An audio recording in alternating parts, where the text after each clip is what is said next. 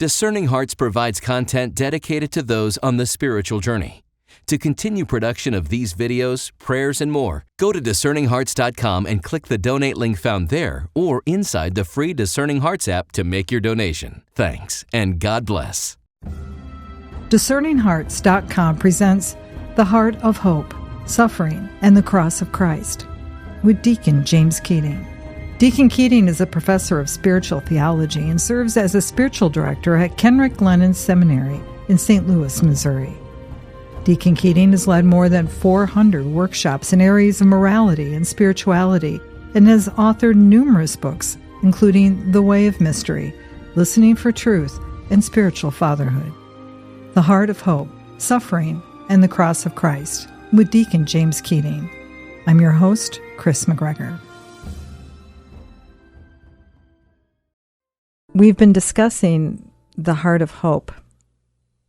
And again, it's in the context of suffering.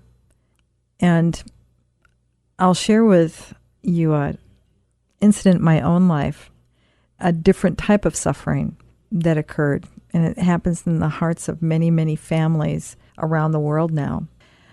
Our only son diagnosed with autism. And in those early years, struggling to first identify how we can help him, struggling with dealing with all the ramifications, not even addressing how can this happen, why would God allow this to occur? He's a complete innocent. We were faithful. Why would he allow this? When he was in kindergarten, I was approached by his principal of the school that he was attending and asked, "Mrs. McGregor, do you see a light at the end of this tunnel?" Because Michael had been acting out in the classroom. And it so took me aback, this question, do I see a light at the end of this tunnel? What, concerning my son, that somehow he'll break through this autism, that someday he will be able to drive a car and have a girlfriend and go to school and to college and become a doctor or something like that? No, I'm not even sure how tomorrow is going to be. I don't see a light at the end of this tunnel. I don't even know why I'm in the tunnel, why he's in the tunnel. And I think at that moment, when I had that question posed to me, I felt there was no hope. Why does this occur? Why does God have us in that tunnel? Well, I think the key areas of pain there are, I was faithful and he is innocent. I was faithful and he was innocent. When suffering befalls us, we so associate suffering with punishment that we immediately multiply our suffering by becoming conscious of those two realities. I was good, I was a faithful Catholic. I said my prayers, I obeyed the moral law. Why did this happen to me? Why am I being punished when I was good? And secondly, with the innocent, like the children of the world who suffer. It's just a child, baby, a little boy. Why? Why do innocent people suffer? Why do faithful people suffer? And this will always be a question, and we should never deny this question from coming to our consciousness in the midst of suffering, because it's the key to the meaning of Christ and our relationship. Because once you say, why am I suffering? I'm a good person. Why is he or she suffering? They are innocent. The moment you say that, behold, the Lamb of God. You are brought right to Christ. Behold, the wood of the cross. You immediately, and your situation is immediately ushered into the holy. Now, of course, we can take it the other way, and it can be an act which raises within us furor, anger, injustice, the desire to curse God and die. But steady through all those years of receiving the Eucharist, be steady. You have been receiving this mystery since the 2nd grade. Did you know that? You've been receiving the mystery of I am a good person and I am innocent, and yet I suffer since the 2nd grade. He has been preparing you that when suffering befalls you, it will not be an occasion for losing communion with him, but it will be the opportunity for deepening it with him. For when we speak the words, I am innocent, and what did I do wrong? We are brought into the closest identification that we can have with the mystery of Jesus' self-offering on the cross. And now he says to us, will you also offer yourself for the love and for the sake of many? And here we are at the very core of redemptive suffering, where we join our suffering to Jesus for the sake of the stranger, and most profoundly, for the sake of the enemy. Cosmically, this is not about your son. In faith, this is Christ and all of his mysteries being lived over again in your Son, in you. This innocence, this faithfulness, he's not doing it to you, this suffering. He's living it with you. And that's the hope. And deeper our catechesis must go. Deeper and deeper our evangelization must go to this very point of mystery, so that when suffering befalls us, we can know him in the very innocent suffering that we are undergoing. The question then becomes why? Why a God who so loves us that he'll enter into suffering, why does he even allow it? Why does it have to happen? Whether it's a birth of a child in which the world would consider disabled, or being relegated to the isolation and loneliness of a nursing home, or having to endure a disease or an accident that cripples us. If God so loves us and can do all things, why does it have to happen? Well, that question, of course, is a valid question. No one's really ever been able to answer it except through what we've mentioned in other conversations, the theological meaning of original sin, the fallenness of the world, limitation, human finitude, that this is, in fact, not heaven. All directions of answers like that. But what's more important when you ask the question, why does this innocent suffering have to happen, is not what you would call the philosophical answer to that question. The better answer to that question to meditate on is why? Why did this have to happen? So that Jesus could share it with us. For whatever reason the world is constructed the way it is, with innocent suffering abounding, the answer to the question is that Jesus wanted to enter all of that suffering. Jesus does enter all of that suffering. And so his cry upon the cross, my God, why have you abandoned me?" broke open the heart of the Father and led to the resurrection. And we have to join our cry with the cry of Jesus, which will deepen our communion with him apace. It will deepen it to depths that we cannot even imagine. My God, why have you abandoned me?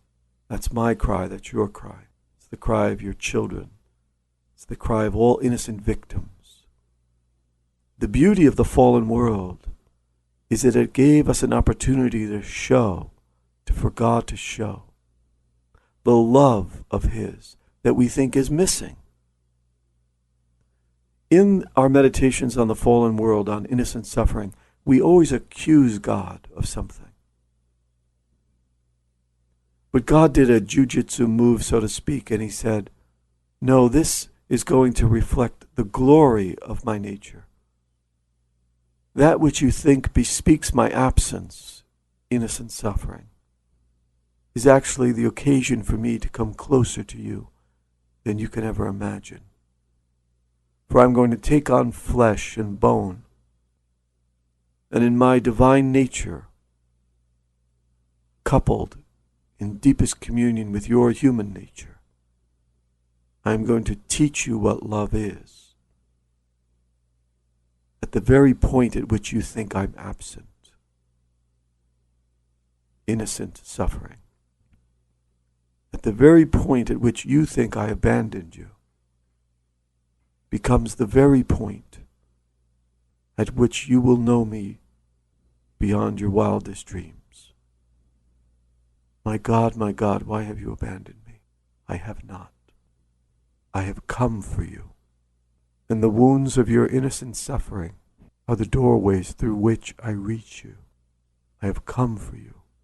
In the suffering, I have not left you.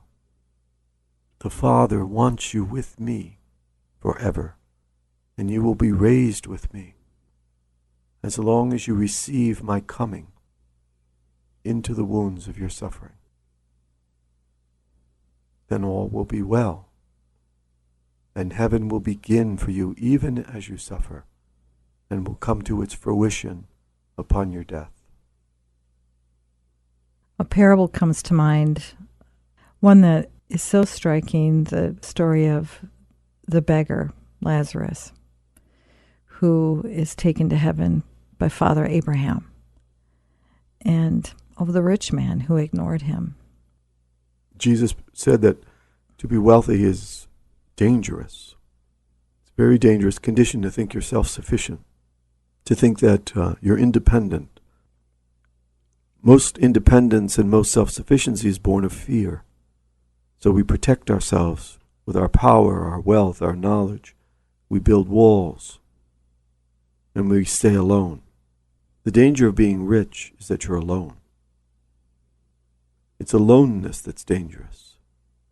The poor, those who know that they depend upon God for everything, are saved because they know that the very identity of the human is to be a relationship with God.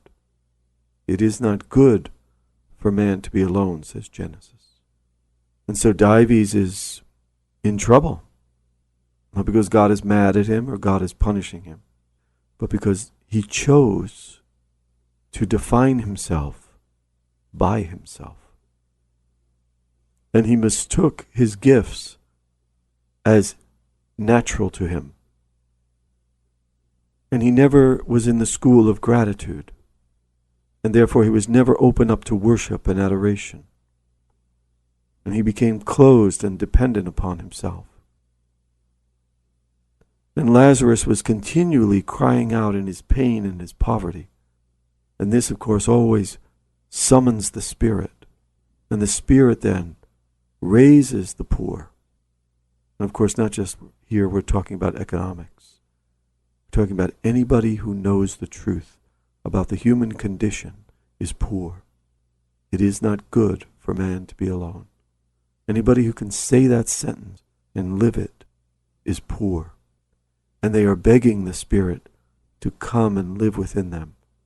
And of course, the Spirit is dying to enter them and to bring them to heaven. And so there is a sense here that our suffering will end, or our suffering will be filled with the coping power of the Spirit, the more we surrender and abandon ourselves to the relationship we have with God. And of course, Christ was modeling this upon the cross when he surrendered to the Father and held nothing back and held nothing of his own and poured out everything for God. And then God filled him and raised him. And that's our lot too. All of us who are baptized, that's our lot as well. We will be filled and we will be raised. But first we must be emptied. We'll return in just a moment to The Heart of Hope, Suffering and the Cross of Christ, with Deacon James Keating.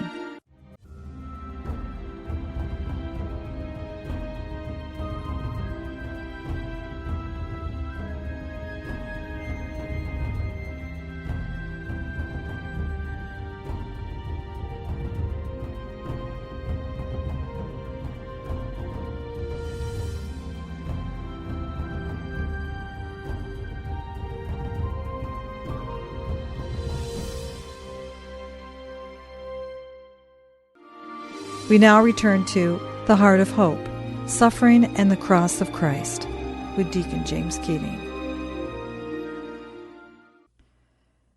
The beggar Lazarus, isolated, alone, unable to move from his spot, crippled by his suffering, whether it was the economic poverty in which he found himself or even in the physical poverty, the inability to be able to do anything, completely dependent, and yet in the end shown the great reward. Is that the light at the end of the tunnel? Is that eternity? The light at the end of the tunnel, of course, is heaven.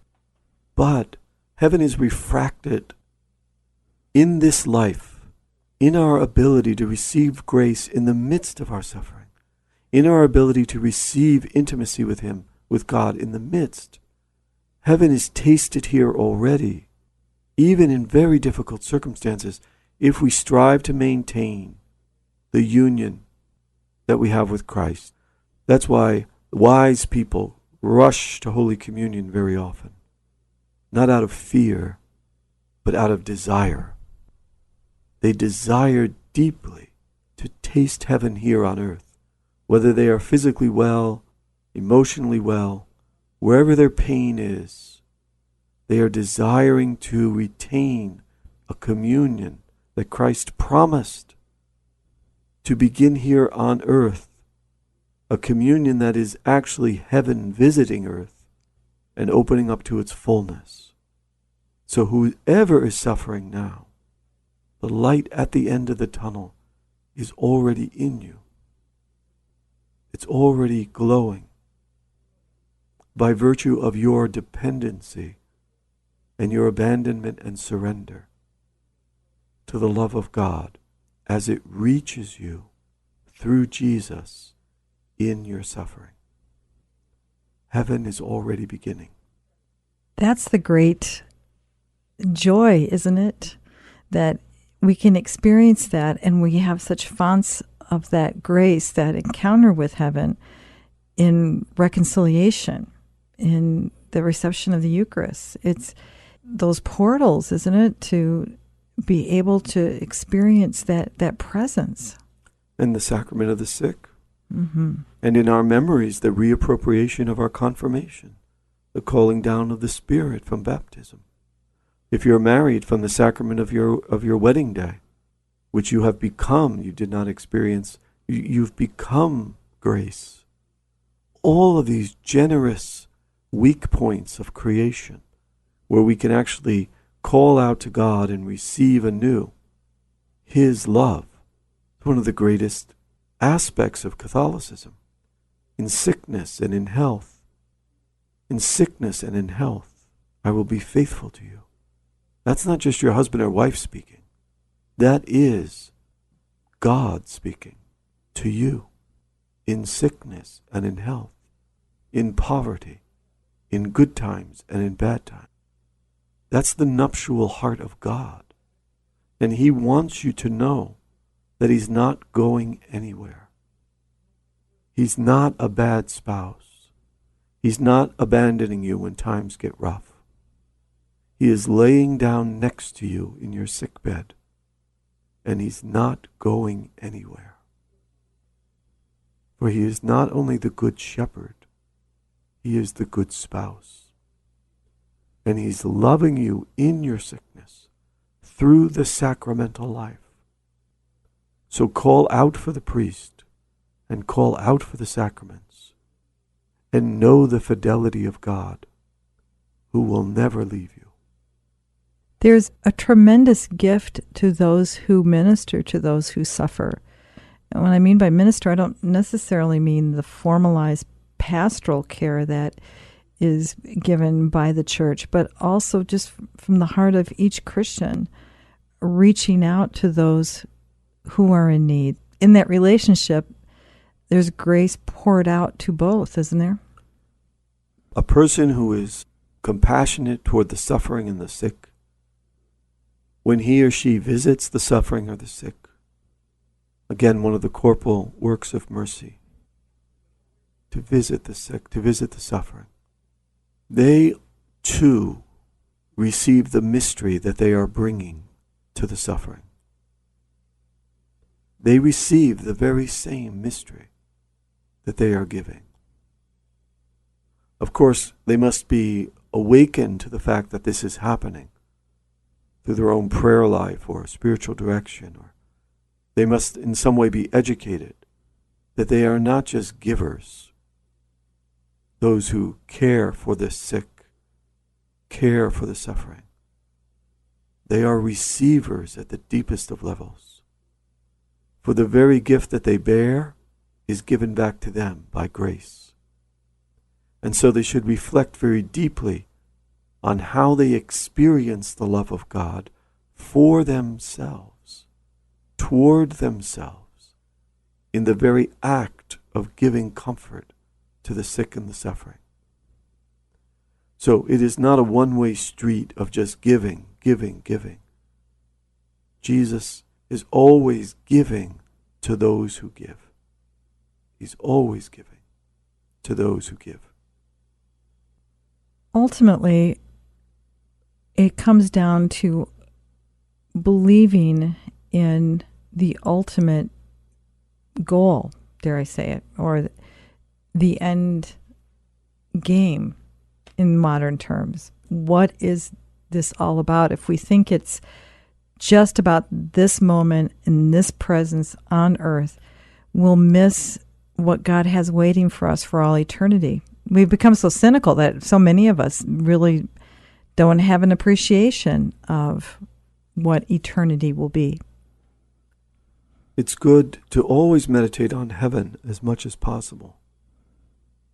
To meditate on heaven is to bring heaven into you. And it's not an illusion, it's not a fantasy, it's the use of your imagination connected to the mysteries of Christ, which is the ultimate of reality. So to imagine heaven is not a waste of time. To imagine heaven and all these images related to Jesus' love for you will unlock new images of heaven for you and will deepen your desire for heaven. One of the things in our Western culture that has happened is we've lost the desire for heaven, and so we continually are trying fruitlessly to make this earth perfect. Perfect politically, perfect economically, perfect socially. In vain we work because it's impossible. Any desires for perfection that you have are simply implanted in you to be ordered toward eternity. And this has nothing to do with any type of behavior that the church used to be accused of, like when we are meditating on heaven, we're forgetting the poor or something like that. Ridiculous.